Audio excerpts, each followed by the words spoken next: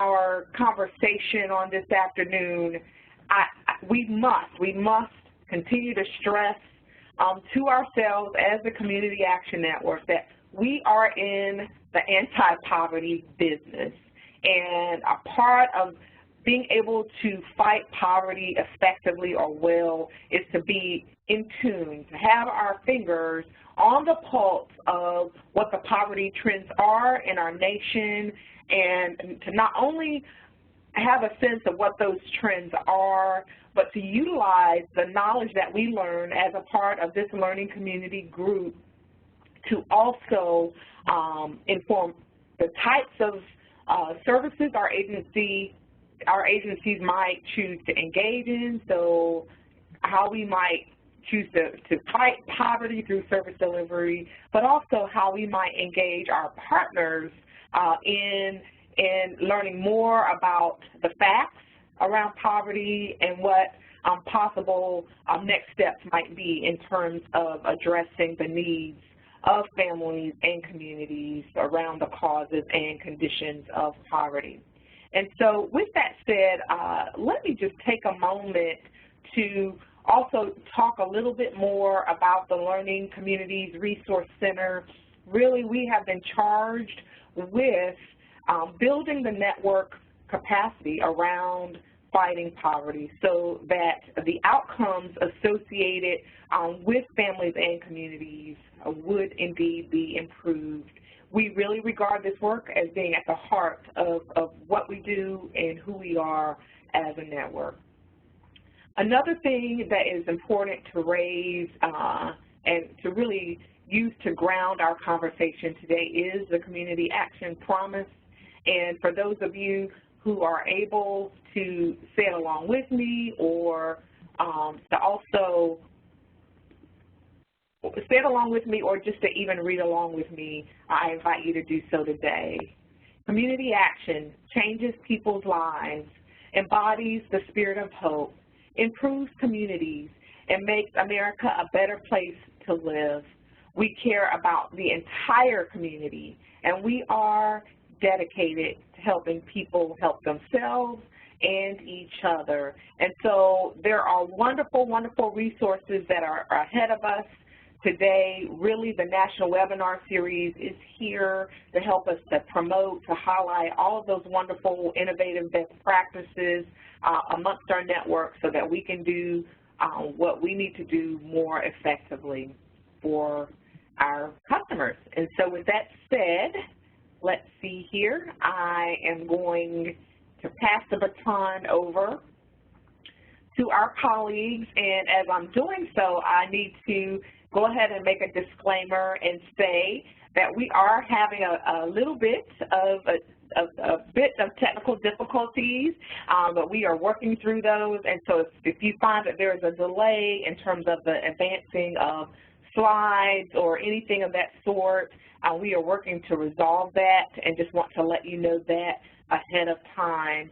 But without further ado, it is our pleasure to introduce our presenters for today, Jim Masters, whom everybody knows, as well as Alan Finsbury. Thank you all for sharing with us today the state of poverty in the U.S. Alan, do you have Alan, can you click through the slides? We're on slide 1. Yeah, here we go. Here's the first slide. Okay. Introduction to session 2. Our purpose is to, hold on, let me get rid of this thing here, to analyze community action outcomes, identify effective, promising, and innovative practice models that alleviate the causes and conditions of poverty.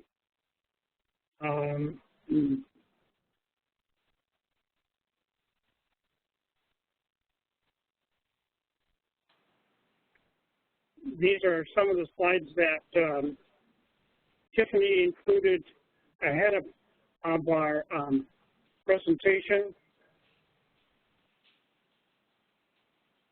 Today's presentation is going to be covering the following topics: changing demographics of poverty in the U.S., other trends in poverty, wage and salary trends, mobility in the U.S., the frames, safety net, income and asset inequality, and where do we go from here?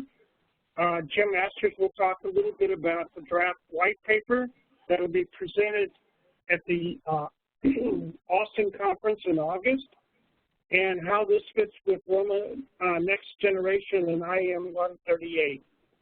And I'll start off the program talking about changing demographics, and Jim will follow part 2, and in fact we'll probably alternate back and forth between different sections of our presentation. We only have an hour and a half. We're going to try to make this go as fast as possible. First thing, of course, I put on in our presentation is a map of the U.S. population.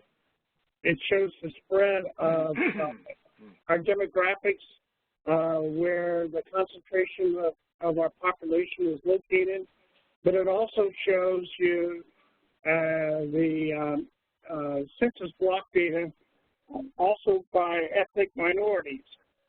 And as you'll see at the bottom of most of our slides, we have a link to exactly where you can find that information. This is part of the service that we're providing you, that you can use our presentation, go directly to the source. Next slide. Here we talk about the mega trend highlights a trend shaping poverty. While we have a declining birth rate, we are having more unwed mothers. The life expectancy is inconsistent between ethnic minorities and education and attainment.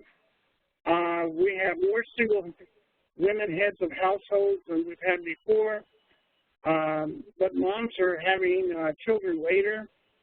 We're having a growing ethnic diversity, a land of immigrants, and an aging workforce accelerating retirements.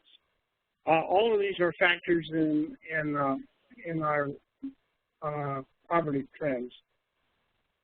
The first graphic we have here is showing our declining U.S. birth rate. You can see that our declining birth rate is especially accelerated through various different economic downturns in various wars.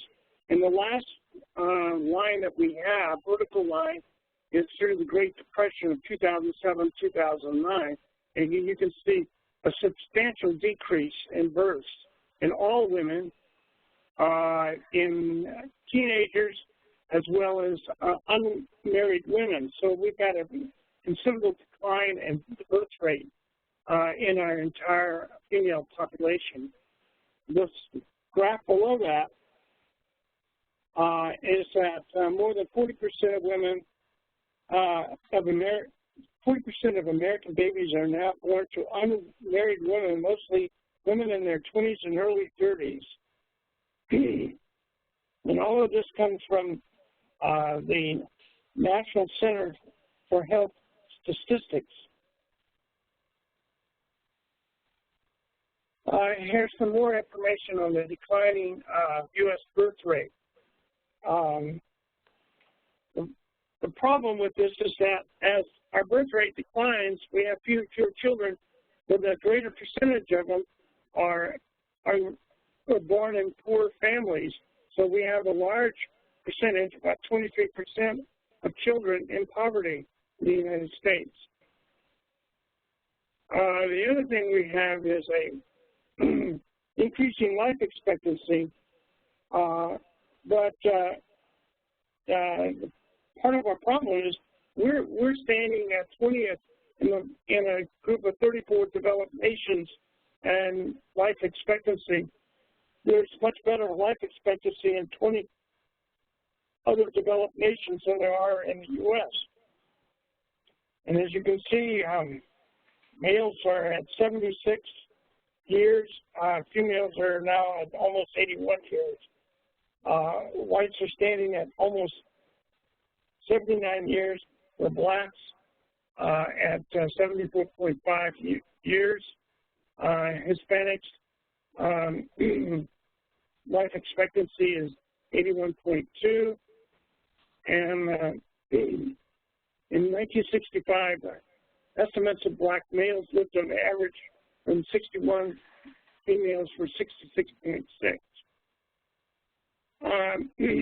Life expectancy has a lot to do with education, and here we show a graph from the U.S. Census showing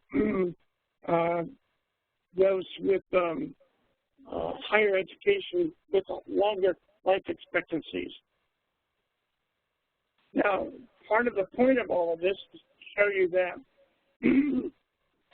with the fact that we're having an increasing life expectancy, we're having a decrease in the number of births. So our the aging trends, globally speaking, is showing that with fewer and fewer births, we're getting more and more older people. And it's the younger people who support the elderly in our Social Security systems and pension systems. They're the ones that are working. And as you can see here, it's almost a cylindrical, even on both top and bottom. That's our growing trend here. Here are more demographics showing children living with unmarried women and unmarried births.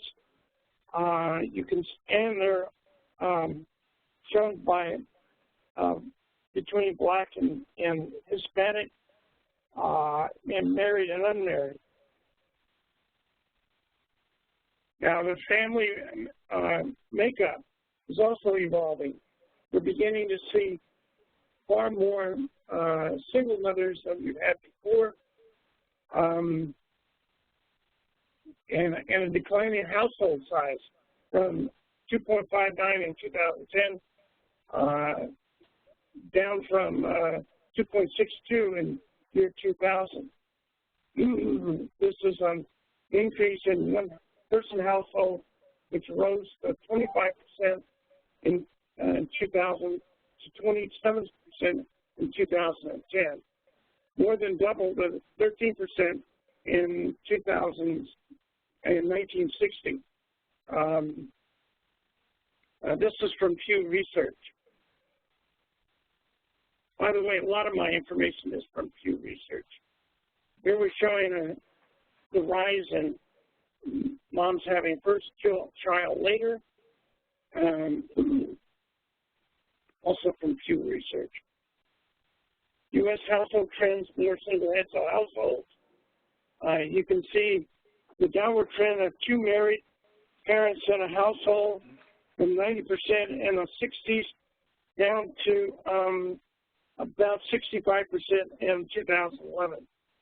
That's off of the Pew Research did this off the U.S. Census.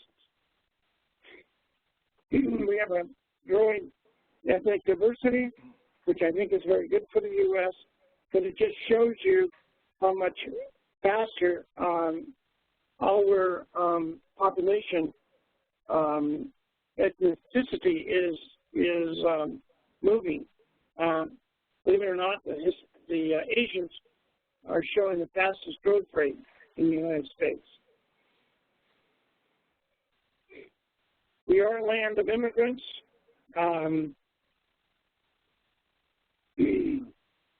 Foreign-born who arrived before 1980, 80% was U.S. citizens in 2010. 63% of the foreign-born who arrived between 1980 and 1989 were naturalized citizens, versus in 2010, 44% of all foreign-born were naturalized citizens, a drop of nearly 20%. What you're seeing is that they're not becoming citizens, but moving here and acquiring green cards. Part of the reason of this is foreign-born women have a higher fertility rate than native-born. The average size of a foreign-born household is 3.4 persons, larger than the native household, 2.5%. And of course, this is a political issue, as you are well known. Here we show another graph of the ethnic makeup U.S. poor population between 1973 and 2010, showing the trends of Hispanics taking over poor blacks, and et cetera. Jim, if you want to comment on any of these, feel free to. Now, here's a number that everyone should try to remember, is that the fact that roughly 10,000 baby boomers are turning 65 every day, and we'll do that for the next 19 years. And that means, of course, all of these people, such as myself included, are moving into the Social Security system for our income. And so that puts a bigger strain on Social Security. And we don't have the workers that we should have to make up for create the income that needs to secure Social Security. Again, this graph shows our aging workforce from 1992 to 2012, projected to 2022 by age categories. Okay, Jim. Okay, shift it over to me, Hyacinth. Hyacinth is going to shift it over to me so that I've got the green dot, right? Oh, I'm now the presenter. I just want to make a comment about the several slides that showed the increase in the number of single women having children and the issue of married versus unmarried. To Alan and me, the issue of married to unmarried, when about 80% of women work, is the issue between one income in the household and two incomes in the household. So married, in a sense, is a bellwether of the number of incomes that are available to support children. Personally, I don't care if people are married, unmarried, gay, not gay, living with relatives or whatever, but the issue is how many incomes are in that household to support children. And the conclusion is that if there's only one income in that household to support children, it doesn't take much of a crisis to throw that household into turmoil. Two incomes are best by whatever configuration the two incomes arrive in that household, if there are children present. So how do you increase the number of incomes in a household when children are present is one of the challenges that we have. Marriage is certainly one way to do that, but not the only way to do that. So I'm going to look at some additional trends in poverty. We start with demographics because the old expression in social planning is that demographics are destiny. You can't go beyond or go inside of the demographic trends. They are the fundamental drivers of what happens in the economy and over time of what happens in politics. So demographics are incredibly important, although they're not something we deal with every day. So we look at some other trends here about the percent of people in poverty, the urban versus rural, unemployment trends, and the number of children in poverty. We see here that poverty fluctuates with economic cycles. Well, there's a surprise, right? And the big bust of 2008-9, poverty went up, and it really hasn't come down much dramatically since then. Here's a chart that Alan produced that shows the ratio of people living in cities versus suburbs versus rural areas And the gist of this is poverty is spread all over the United States and always has been, even though the popular media and some politicians talk about poverty as though it's only an inner city problem. I think that conversations around poverty as being an inner city problem is a polite way or a surrogate way to talk about poverty as a minority phenomena. But as we've seen until very recently, the majority of people with low incomes in the U.S. were white. So to talk about inner city poverty may be a conversation around concentrated poverty, but it's also a way to talk about ethnic minorities and poverty.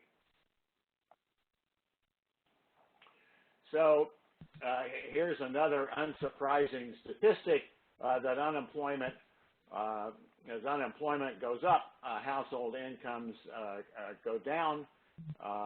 The direct correlation here again between married or two-income households and unmarried or one-income households and poverty, and the dramatic difference between one income, which is the top line, and two incomes, which is the bottom line. Looking at senior poverty, we also see the percentages varying here with a lot of seniors in the upper Midwest and in one little concentrated place on the, I say one little, but one area on the Atlantic coast and in the Midwest. Children in poverty, this is very interesting, showing the percent of children in poverty. One doesn't think of New Mexico as having a number of children in poverty, but remember about half of New Mexico is tribal lands or Indian reservations, and substantial numbers of children in those areas are in poverty households. So we got another click here. Again, to restate what Alan said, almost all of our slides have the citation at the bottom, and when you download this PowerPoint, you can go up to that source and look at other information there. Alan, are you going to bring it together here? Yeah, I wanted to bring this together with this particular slide. I happened to be at a presentation by University of California, Davis Poverty Research Center, where they brought all the different mechanisms that affect poverty on children together in one slide. And of course, I took a photograph of it as it was being presented by Dr. Marion Page from the Research Center. And I wanted to share that with you. I think it's very revealing of all the different factors that come in and impact a child. And starting with its development, its biology, and ultimately its function, and how how all of these stresses have on a child. One of these days, when I have time, I'll try to reproduce that in a Word format, and we'll have that available for distribution. Now, let me just comment on this. The avalanche of research in the past 10 years about brain development, nutrition, adverse child experiences, parenting, has all come together in the Head Start program, certainly, and in the Early Head Start program, and now in the Early Head Start Child Care Partnership Initiative, where Congress, much to everybody's surprise, put $500 million extra dollars into the Early Head Start child care delivery system to improve the quality of child care. There will be a webinar coming up in about 10 days on the new round of applications, another $165 million available for creating partnerships between Early Head Start and child care, and an increasing emphasis on the 0 to 5 age group and the many kinds of things that can be done with children to improve their performance in school and later life chances. So go ahead, Alan. You're gonna take us into wage and salary trends. Yes, if I can get the if Isaac can move the over to me. I can click it if you want me to. I still got the green dot next to my name. Yes, you do. Okay. Okay, now that brings us into part 3, wage and salary trends in the U.S., and we'll talk a little bit about the job recovery and wage stagnation that we've been having. These are wages back to 2009 levels. As you can see, actually 1997 levels, according to this graph, and it's from the Federal Reserve Bank in Atlanta, Georgia, and this tracks all of the wages overall, showing the median wage growth of each of the quarters from 1997 through 2015. As you can see, we're clawing our way back up to where we were in 2007, just prior to the Great Recession. Okay, next slide. Oh, I guess I've got it now. Okay, this shows you where the GDP has been going up and down since the beginning of the recession until today. And right now we're at about a 2.2% growth rate. That is as of our latest quarter. And that's incredibly slow. We're used to being around 5% a growth rate in our economy. That gives us full employment. 2% is barely making the grade. And there's a number of factors around this, globalization, technology, and the fact that we have such a high rate of student and consumer debt, which also is a headwind against this growth rate. Let me make a comment about the growth rate before you move off of that, Alan. Go back to that slide. For the past 50 years, some politicians and media people have been saying, oh, the way to deal with poverty is just to grow the economy big enough and fast enough that everybody has an opportunity to go to work and make a living.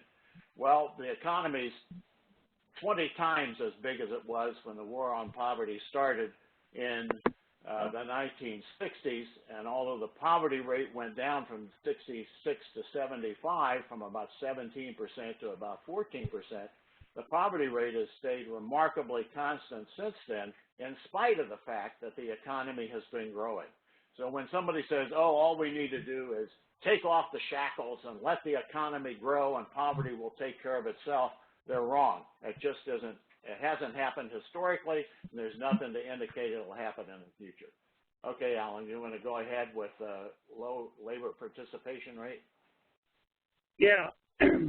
Part of our problem is that where we used to have a 60% or 66% participation rate in the labor force, we're down below 63, almost 62%.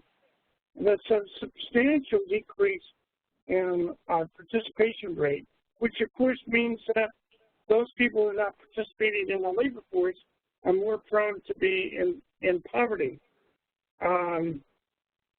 These are people, in effect, who have dropped out of the economy. And exactly. While, you know, the difference between 66% and 62% may not look like much in percentage terms, but each percent is over 1 million people who have dropped out. So we have seen a decline in the number of people in the labor force of about 6 million people in the last 10 years, in spite of the fact that the population has grown by 20 million people. So this is a very significant trend and helps explain a couple of other things that we'll see later on. Okay, Alan, go ahead. Yeah, and I give 4 causes of the low participation rate. Started with stagnant wages, an aging workforce, fewer women working, and big skills mismatch. We're not educating or training our workforce as we should be. The other thing is the stagnated wages. We've barely increased hourly rate since 1993, 9.2%. But at the same time, productivity has increased almost 75%. So as you plot those out in these charts between 1973 and 2013, you can see this diverging graph, these trends, showing that the productivity has risen substantially, but where is that going? It's not going back into the wages of the worker. It's going back to the upper middle class, to the 1%. That's what's happening. So this is one of our favorite charts showing this divergence. I'm going to just click back to this one for a second.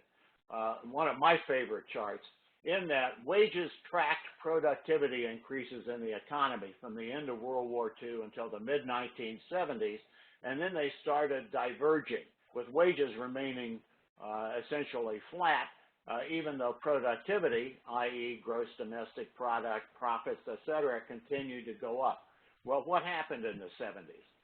Several things. One is there were a couple of oil embargoes that rattled the American economy and the American political establishment, causing price controls to be imposed, gas lines at the gas stations, et cetera. And corporations began changing their behaviors and practices in the 1970s. You can trace the decline in defined benefit pension programs back to the mid-70s when corporations said, we're not going to be putting money in there for future employees' retirement plans anymore. We're going to make them pay for it through 401k programs. This is also when corporations began reducing medical care. It's when corporations increased automating their processes to reduce the number of workers, and when corporations began sending jobs offshore. So those trends, you reduce the number of employees and put in robots and or send jobs offshore, your profits keep going up. You're just not giving as big a share of profits to your workers. And this shows the decline in the number of good-paying jobs. Alan, you want to talk about this chart? Yeah, I just want to show that because of the stagnant wages, middle-income jobs have been declining. The good-paying jobs, they've paid at least $18.50 an hour, declined overall between 1979 and 2010. While males held the majority of the jobs, while female employment has steadily increased. And as everybody is aware, there's about a 20-25% differential between the pay of females versus males. And jobs with only high school degree fell from 17% to about 5%. So that's where that's one of the reasons why you have a middle class moving into the lower economic areas. Here's a graph that I put together showing part-time workers versus those not in the labor force. Altogether, we have 1.1 million people who are not either working full-time or not in the workplace. And this just shows you the trends between 2005 and 2015, the last 10 years. The part-time are on the top in the yellow, and not in the labor force are down in the blue. And this comes from the Bureau of Labor Statistics. Again, this slide just shows the obvious that middle-income earners are trending towards what we term as the working poor. And as you can see from the graph to the right of that chart, based on the Bureau of Labor Statistics, long-term unemployed and has been unemployed for more than 26 weeks are on a population from 16 and older.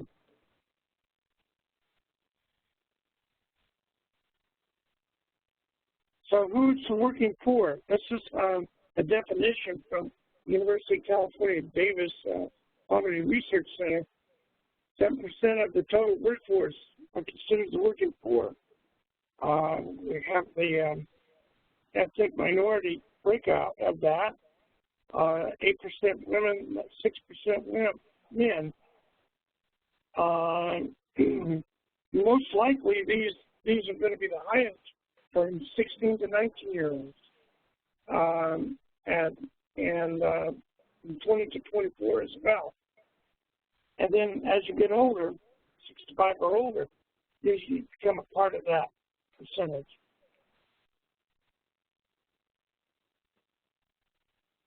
Okay, and moving forward. I am as soon as I get my cursor over there. Public costs of low-wage production jobs. This is really interesting because all of these folks have become part-time or have been thrown into lower wage jobs. Where do they go? They have to go to make ends meet. They have to enroll in things like food stamps and other safety net programs. Here we show that 34% of families of frontline manufacturing production workers are enrolled in one or more public safety net programs. Workers employed through staffing agencies, the percentage of families utilizing safety net programs is 50%. It's a similar rate for fast food workers and their families. And this comes from the point of all of this information is that in the popular press, the conversation is between working or receiving public assistance. But in fact, substantial numbers of people who are working full-time are receiving public assistance because it's necessary in order to accrue enough money to make your household work. So when we talk to people about public assistance, we shouldn't automatically say our goal is to get people off of public assistance. In many cases, our goal is to get people onto public assistance. And public assistance is a necessary form of income supplement, even for families that are working full-time. So we're trying to emphasize the value of public assistance and how it's an integral part of household income. Well, one other point on that, conservatives in Congress are quite upset with the fact that the fast food industry and the manufacturing and all of these other organizations who are not paying sustainable wages and causing these people to have to go on to some sort of safety net program, and because they won't pay the good wages that they should be paying, we in the Congress, they're claiming, we have to subsidize that. So in effect, Congress is subsidizing these low-paying jobs, and there's a great deal of resentment on that, and it has been an issue. So here we loop back to our favorite chart again, showing what's happened to wages and what's happened to productivity and profits, and showing the divergence that started in the 1970s. And as Alan just mentioned, this gap between wages and what it costs to live in America is in effect being filled by public assistance. So it's a very interesting development. Here's one of Alan. Go ahead, Alan. Yeah, this is from Robert Reich, who's a professor at UC Berkeley, formerly with the Clinton administration as the Secretary of Labor. He's put out a substantial amount of information related to our economic trends and the lack of the wage increases that we should be receiving as a result of increased productivity. And of course, she is also showing the trends in inequality, which we'll get to later. Here I wanted to show you the latest Pew research on our disappearing middle class. In 229 metro areas, the middle class has shrunk between 2000 and 2014. And that graphic shows a little bit about what's been happening there in the U.S. Here it is showing another map of the U.S. showing the share of adults living in the middle class household fell in 203 of the 229 metropolitan areas. I think that right there is striking alone. And then we have a repeat of an earlier graph, but what I really wanted to show you is where they compare Goldsboro, North Carolina with Midland, Texas. Now, Goldsboro appears to me is what was a middle-class community, 60% at one time, now at 48%. It's declining dramatically, and I suspect that that was probably an area that was manufacturing furniture, which has moved overseas, or maybe it was manufacturing apparel. On the other hand, Midland, Texas, has not seen such a dramatic decrease, but it's an oil area. It's an oil producer. So you can see the yellow line, the upper income bracket went from 18% to 37%. So those in the upper class own the production, and consequently, people who should have been getting wages with increase in oil production aren't receiving that. And I thought that alone is a pretty interesting graph. Here we're showing, again from Pew Research, we're showing the differences between 1999 and 2014 in incomes. And as you can see, even the upper income has lost some of its purchasing power.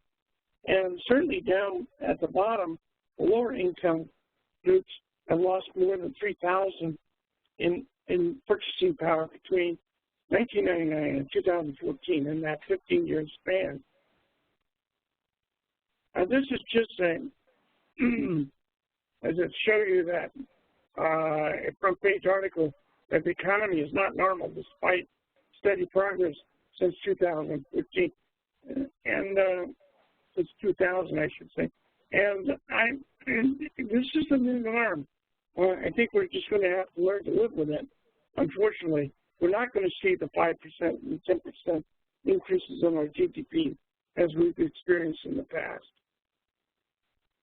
So this slide just tells you, for most Americans, there's not much of a recovery, and where we see in three different graphs, the rise in food stamp recipients, poverty rate has increased from 12.5% to 15%, and the household income has declined by almost $4,000 since 2010. There's more on the same thing: missing workers, missing jobs, stagnant wages. Again, another graph showing from another angle the lagging wages between 2010 and 2014. In the red lines, you can see the decrease in the median for each of those years. And this is a recovery by the metro areas. And really, to see this better, you need to go click on the link I provide at the bottom from the New York Times. This is one of those graphs that you can click on different parts of it and get a lot more information. Okay, Jim, so I'm going to talk a little bit about mobility. in the U.S. I want to say with regard to all of this economic information, what we're doing in the first webinar and in this webinar is giving you the facts, sort of the baseline information about what's happening. And in the future, the next webinar and the one after that, and at the workshops at the convention, we'll be telling you what the think tanks and researchers say we as anti-poverty warriors can do about this. And we'll be giving you specific recommendations that Alan and I are making to the partnership about what we think the Community Action Network should be doing in response to these trends. Here we go. This is on income mobility. The Federal Reserve Board in San Francisco has done an excellent series of 5-minute videos on this that you can go up and look at social mobility in the U.S. And one of the most interesting things here, if you see in the lower left-hand corner, the children's chances of leaving the bottom 20%, 42% of the kids will never make it out of there. And then we see on the other upper right-hand corner, 39% of the kids in the top 20% of income will also stay there. So this idea of there being a great deal of movement up and down the income ladder in America based on hard work, playing by the rules, et cetera, is not an accurate reflection of what's going on, in that in particular, people are stuck in the bottom 20% and they are stuck in the top 20%. And the U.S., which prides itself on social and income mobility, is actually about 17th among the Western nations. So this is a chart that is fun for you to go and look at your area in comparison using the hot link at the bottom of the chart there. Then we look at the safety net. We call it the fraying safety net, but I think a better term would be the straining safety net, trying to keep up with the changes in the economy.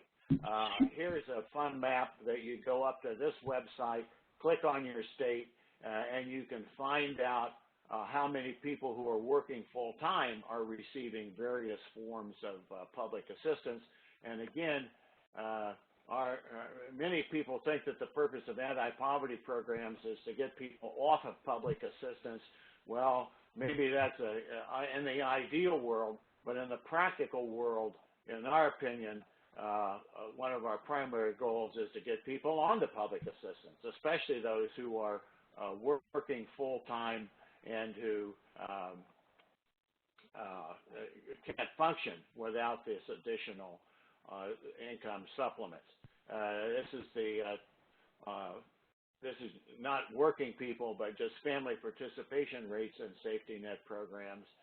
Here's the single most powerful anti-poverty program in the United States, the Earned Income Tax Credit Program, and the incredible benefits that it provides to people who do work. As you know, there are many proposals for changing the EITC, adding single people, adding males, single males, et cetera, and we'll be going into those in greater detail in a future webinar. So Alan's going to walk you through some household income and asset accumulation trends.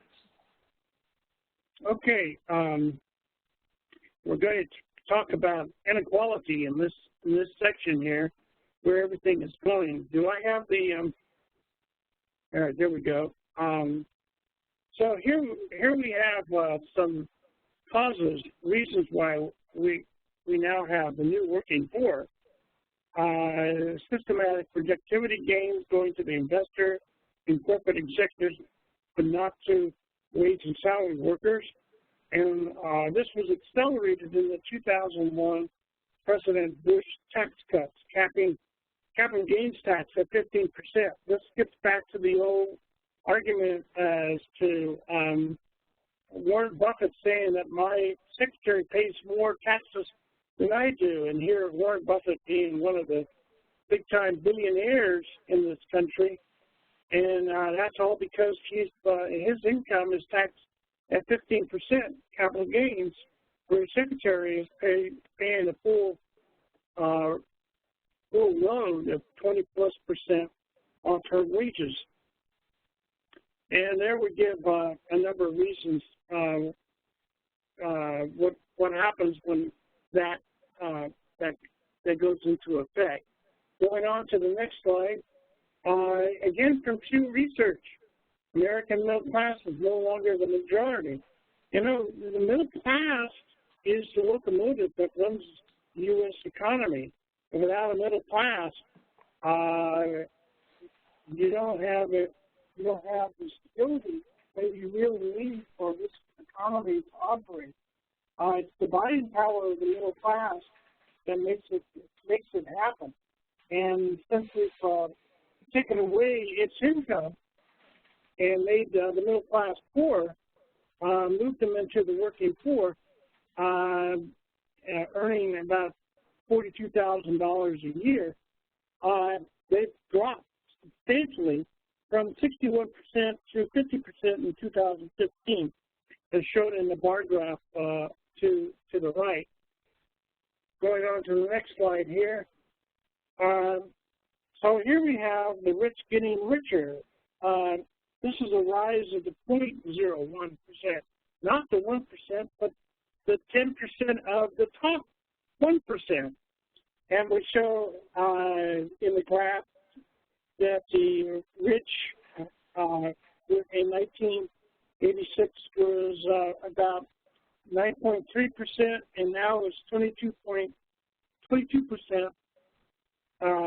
And the poorest were at 38%, 0.4%, 36.4% in 1986, and now 22.8%. Meaning this was a contrast between the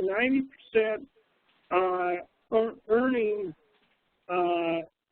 the share of the economy versus the rich, which is almost exactly the same. The rich has as much of the wealth as the poor.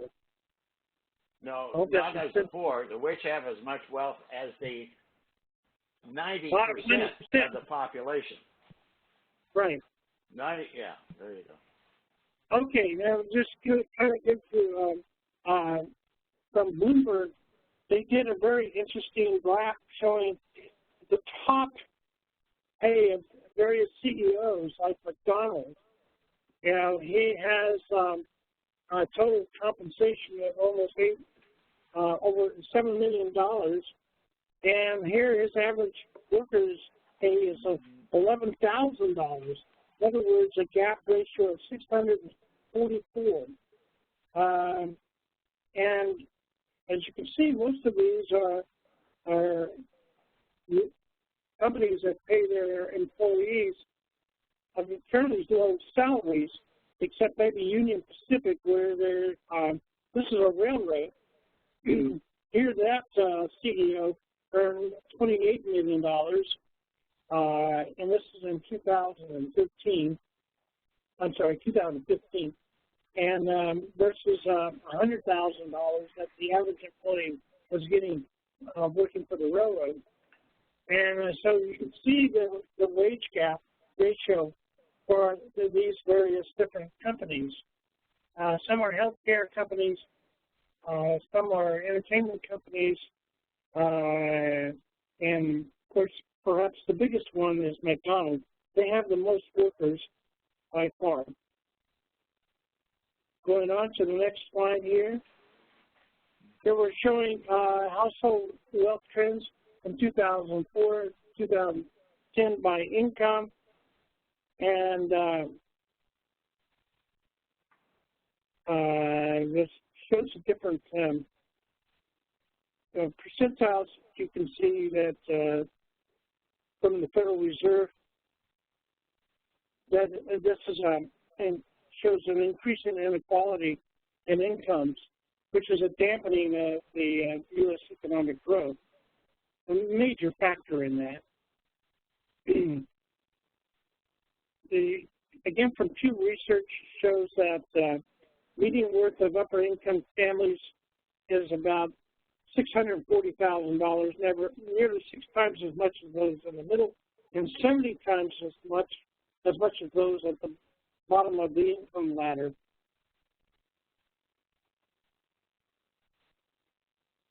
And we can easily say that income inequality means also inequality in opportunities, meaning that median household declined from 54,000 to 51,000 between the period of 2002 to 2012, and the median income from 74,000 to 71,000. So all of that income is accruing to the upper class, to the top 1%. So where do we go from here, Jim? Well, we go forward, Alan. So we have several things happening that are good. One is the federal minimum wage, and in particular the hours for overtime. I think those rules are being discussed today. Actually, they go into effect very soon. The hours for overtime has been moved up in the income level so that about another 12.5 million people who are employed will qualify for overtime when previously they didn't. The minimum wage, of course, is one of the most important things for ensuring that people have enough money to make a living. And there have been many, many positive things happening in states and cities to increase the minimum wage, and something the Community Action Agency should be supporting. We've got other proposals around for adjusting and updating salary and compensation levels. We've got a lot of good discussion going on there. So we got some limits on the bonuses and et cetera. And again, minimum wage being discussed. Here's the what's on the books already is an increase to the increase to $8 an hour. Then it goes to 9, 10, 11. This is being considered. This has not yet been adopted. But we have political candidates talking about increasing the minimum wage to $12 or maybe even to $15 over a period of the next few years. So we've got minimum wage discussions that are taking place. And we see here a chart showing which states have minimum wage, which states have no minimum wage. And so there's work to be done on that greater than the federal minimum, and so we see there's work to be done on a state-by-state basis. This is sort of an interesting chart. If you're working at the federal minimum, how many hours do you have to work to stay above the federal poverty guideline? And we see, since the average number of hours that the typical worker works is about 2,000, we see here that you have to work more than the average worker if you're a two-person household, and then on up to 1.5 times the average worker if you are a four-person household. So this is an interesting way to look at the minimum wage, and we see that even a small increase in the minimum wage reduces the number of hours you have to work to get there. Some other countries, like France, limits the number of hours per week to 35, and they did it consciously on purpose in order to create more jobs. So we've got the sick leave stuff that is under discussion. California, where Alan and I are, going to a statewide minimum of $10.50 next January 1 that have businesses with 26 or more workers, and on up from there. We've got California sick leave, family leave, laws that are coming on the books, and we've got other benefit programs in California that exceed the national norms. So we've got a lot of stuff going on here. leading up to, those are just some examples of things happening in California. But Alan and I are writing a white paper for the partnership that has several sections, and our future webinars will be going into these sections. One of the key sections is changing the rules under which the economy operates. If we don't change the compensation rules, if we don't change the rules regarding minimum wage, i.e. if we don't change the rules around inheritance, the current trends that we have are going to continue or even accelerate as automation takes more and more jobs.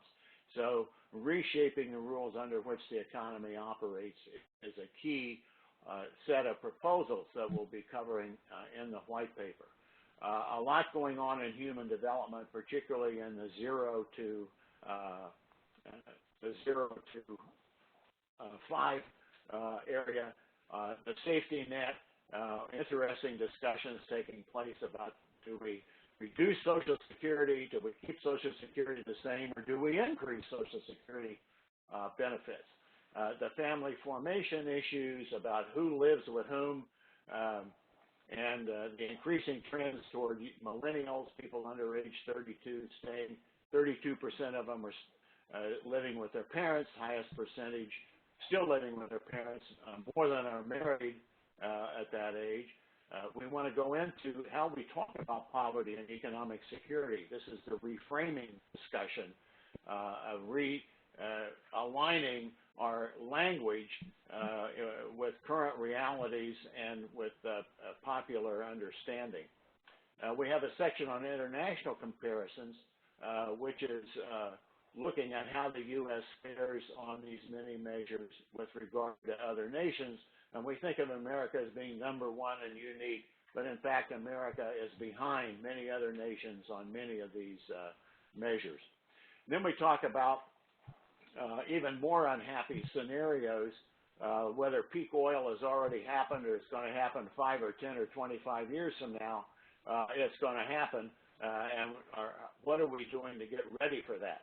There's a lot of good conversation taking place around sustainable communities, transition towns, back to the land, et cetera, and we will describe some of those. And then information that we've pulled together about how we go about bringing about change. So the next few slides here, I want to talk about how you figure out what your CA can do about these national trends. As I say, the white paper is going to give you 80 pages of strategies that you can chew on and discuss. Another approach is to incorporate the information of the types that we've presented to you today into your community assessment. And there's two ways to go about doing this. One is the inductive method, going from the particulars in your community up. These are some typical statements that you might hear in a meeting where you're discussing what needs to be done in our community. I dropped out from the workforce. My uncle went on permanent disability. I'm unemployed, but I'm actively seeking work. Well, these kinds of comments, you can, in fact, take those and turn them into categories about how many others are affected, dropped out of the workforce, went on disability, unemployed, seeking work, part-time, would like full-time, working temporary, would like permanent, and then you can go to sources of information for those, which I'm going to show you in a minute. The other way to incorporate this trend information into your community assessment is the deductive approach, where you look at what the national trend is for wages for high school graduates, and then you say, what's going on in our area? So you go to the slide in each of the PowerPoint slides at the bottom. You can go to the source. You go up to that site. You see if it has information about your state, county, or city, because often these national trend charts also have a way for you to dig down and go at that. So we have put together a list of websites where you can get information about your city, state, city, or county, i.e. that in addition to these national trends, provide more detailed information where you can go and pull data out related to, again, your state, city, or county. So we've got hot links here that have hot links here, and then the two-page bibliography that all people who registered for this receive also has hot links to other sources of information. So these are some of the main sources where you pull down information into your community assessment, and the bibliography has other sources where you can go and pull information out relevant for your community assessment. So figuring out which of these national trends apply in your area and to what degree is a process that you can do through your community assessment using the sources that we've presented here. So I think with that, we'll wrap it up and say thank you. Alan does a terrific blog. He is up to 134 entries now on the decline of the middle class at this hot link. And I think we're ready to turn it back over to the partnership staff. Thank you very much, Jim, and thank you to Alan as well. Once again, you did it again and have provided us with some wonderful insights and have left us with some questions just to ponder over.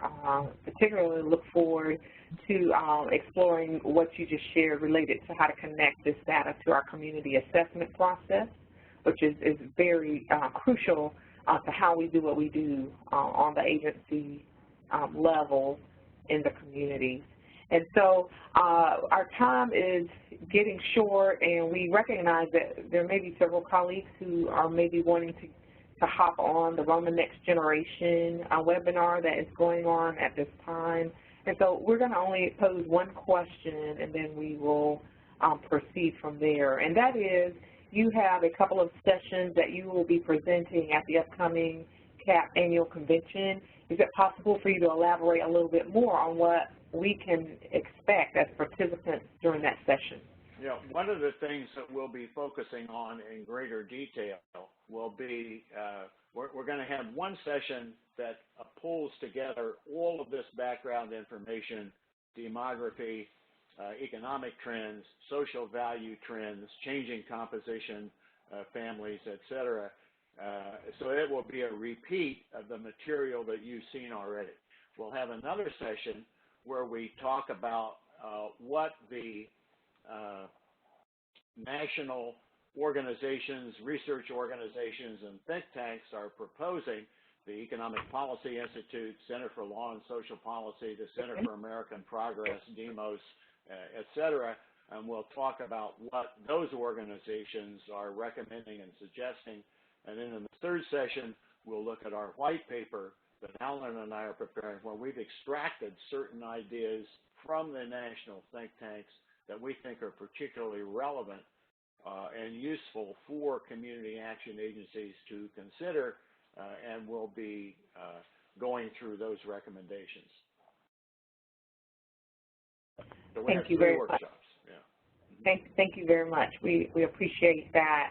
And so for those who are still with us, we would like to invite you to mark your calendars for the next national webinar presentation on poverty trends to be facilitated by Jim and Alan. That will take place on July the 28th at 1 o'clock Eastern Time. So hopefully you will sign in again. And certainly we are about to conclude our session today, but if there are any follow-up questions or there's a need for any follow-up information regarding anything that has been shared today, feel free to reach out to our team, and we will assist you to the best of our ability. And so let's look and see what is on this next slide here. Make sure that we've taken care of all of our housekeeping. We will also bring to your attention that the National Homelessness series, the Decreasing Family Homelessness series, will occur on September 14th at 2 p.m. So hopefully you will join us for that presentation to be facilitated by the National Alliance to End Homelessness. And And then finally, I would like to not only thank Jim and Alan again for their contribution to the work of the Learning Communities Resource Center. I would be remiss without also thanking the team that oftentimes is working in the background to bring all of this information together for our network. So thank you to Hyacinth McKinley, as well as to Natalie Kramer, Jarl Crocker, and Cashin Yu. So on behalf of our team and on behalf of the partnership, we thank you all for joining us today, and we'll see you on July 8th. Yes, Jim? One more comment, Tiffany, before you finish. Alan's email and my email are on the very first slide of our presentation. After the introductory slides, there was the title page for this presentation, and Alan's email and my email are there. Feel free to, there we go. Feel free to, in addition to the staff that Tiffany just talked about, feel free to contact either or both of us with any questions you have about this material, how to use this material, how to incorporate it into your community assessment. We'd be happy to work with you on that. Thank you very much, Jim. That is good stuff. And this now concludes our presentation today. If you haven't registered for the annual convention that will take place in Austin, Texas, please do so and make it a great day. Take care. Thank you. Bye-bye. Bye-bye.